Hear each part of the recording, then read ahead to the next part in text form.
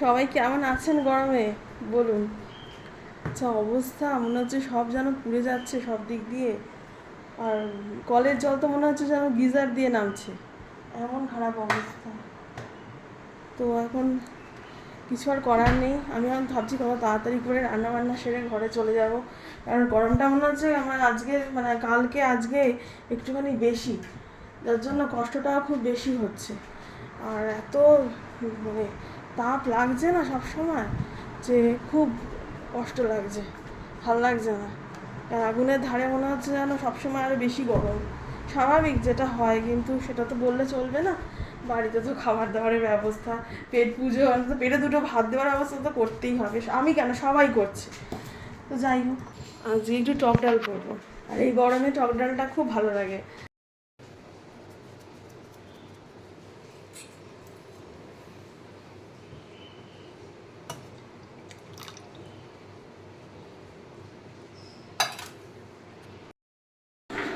মিশিয়ে হ্যাঁ, জলটা মিশিয়ে নাও ওটা। ওটাতেই হবে, যা গরম এখন। না, জলটা বেশি ঠান্ডা, হঠাৎ করে নিচে নেমেছো তো, লেগে যাবে বেশি। লেগে যাবে বেশি মানে ঠান্ডা লেগে যাবে বেশি।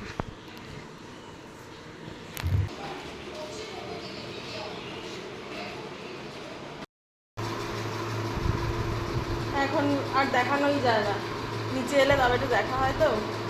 এখন বসে বসে কি দেখছিলে বলো? আবহাওয়ার খবর, বৃষ্টি কবে হবে? সেটা কবে দেখছিলে বলো? না, 22 নভেম্বর। 22 নভেম্বর ফেসবুকে খুব আনন্দ 23। করে দেখছে যে বোধহয় বৃষ্টি আসবে আর নিম্নচাপ এসছে। তারপরে হঠাৎ নিজেই দেখছি 24 নভেম্বরের খবর দেখছে। 2022-এ। তো 2022-এর খবর। মাথাটা গেছে সবারই মনে হচ্ছে গরমে। বলো বলো। গরমে কাহিল লাগে। গরমে গায়ে সব একই অবস্থা। হাত করে চাতক পাখির মতো তাকিয়ে আছে, কবে বৃষ্টি হবে। সত্যি কি অবস্থা। মানে গরমে কেমন আছেন? আমিও জিজ্ঞাসা করছি যে সবাই গরমে কেমন আছে। আমি সেটাই বলছি যে মানে কিছু তো বন্ধ হবে না, সবই যেরকম চলা সবই চলবে সংসারে, তার মধ্যেই এইরকম চলবে। ঠিক আছে দাদা। নিচ থেকে এসে এখন ভাত আর এই ডালটা বসিয়ে দিলাম। এখন বাবাকে একটু চা দিয়ে দিই।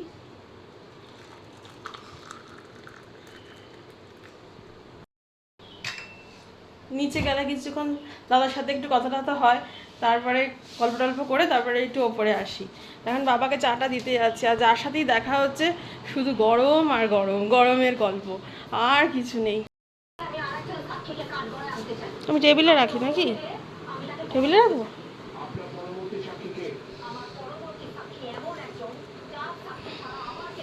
এসিটা চালিয়ে রাখতে পারো? দরজাটা খুলে দেবো? দরজাটা এখানে আবার কাঁচা হয়ে গেছে, এগুলোকে এখন মেলবো না, পরে একটু সন্ধ্যের দিকে গিয়ে মেলবো। থাক, বালতিতে তুলে রাখবো। রান্না বান্না হয়ে গেল। এই যে টক ডাল করেছি এখানে,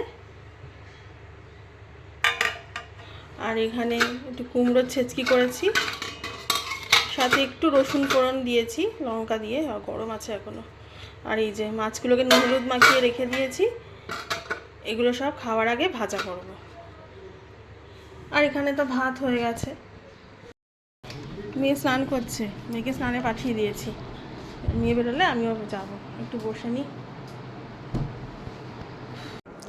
আজ যেহেতু শনিবার, তাই দুপুরে খাওয়া দাওয়া করে একটা মুভি দেখছি আমরা সবাই মিলে। আর মেয়ের এখনও ড্রয়িংটা বাকি রয়েছে, সেই ড্রয়িংটাকেও কমপ্লিট করছে।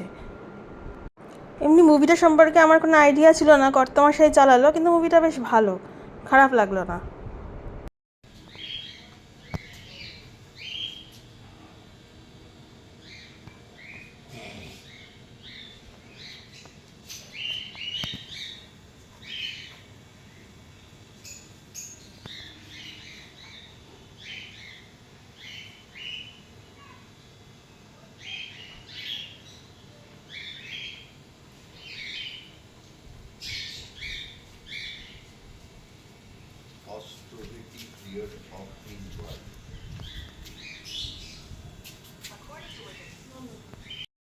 ককটেলের বাচ্চা আমি দেখলাম সেদিনকে তোকে বললাম না, ও একবার বড় ছিল মিষ্টি দেখতে। এখন এসছি ছাদে, ওই কাঁচা জিনিসগুলো সব মেলতে এসেছি। বললাম যে থাক আমি আসছি, এর মধ্যে চলে এসছে ছাদে। মা কি করছে মা ছাদে এসে, সেটা তো দেখতে হবে না? মানে এখন সব কনফিউশন, পড়াশোনায় কী কনফিউশন আছে সব চলে এসছে একবারে, সেসব নিয়ে ছাদে।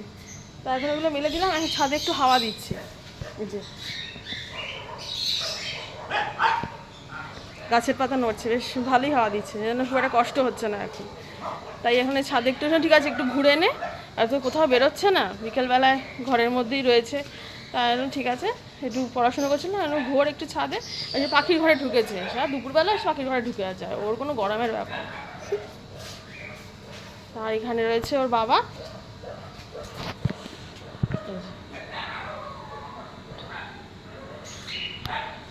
ফোনে মগ্ন। তাই আমি চল একটু হাঁটাহাঁটি করি, তারপর নিচে যাবো।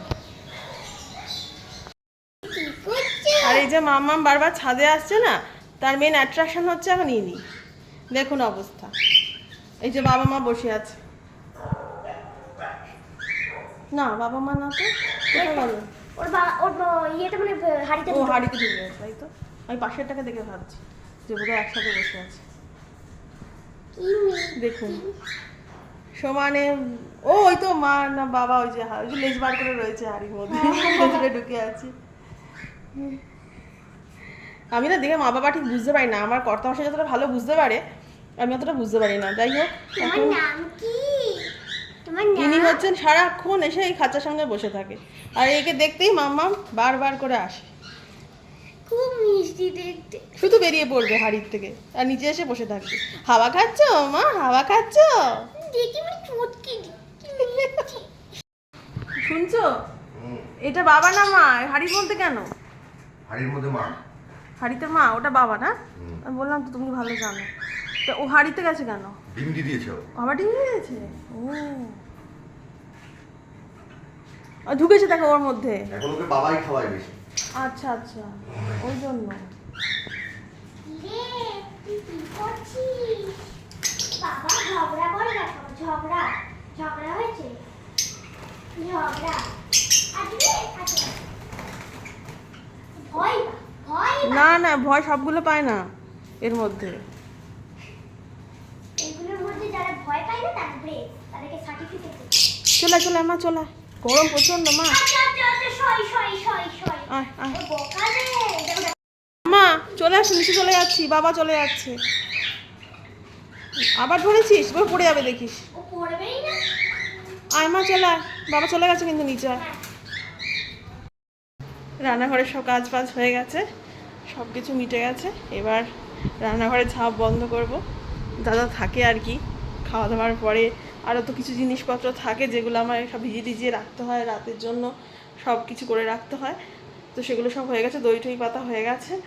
তাহলে আজকের মতো রান্নাঘরের ঝাঁপ মানে বন্ধ করব, আর দিয়ে ঘরে চলে যাব। আর ব্লগটাও আমি এখানে শেষ করব আজকে। তাহলে আজকে এই পর্যন্তই, আবার একটা অন্য ব্লগের সাথে দেখা হবে। যদি আমার ভিডিও ভালো লাগে তাহলে অবশ্যই আমার চ্যানেলটাকে সাবস্ক্রাইব করবেন, আমার ভিডিওগুলোকে একটু লাইক করবেন, শেয়ার করবেন। আর আপনারা সবাই সুস্থ থাকবেন, ভালো থাকবেন। Good night.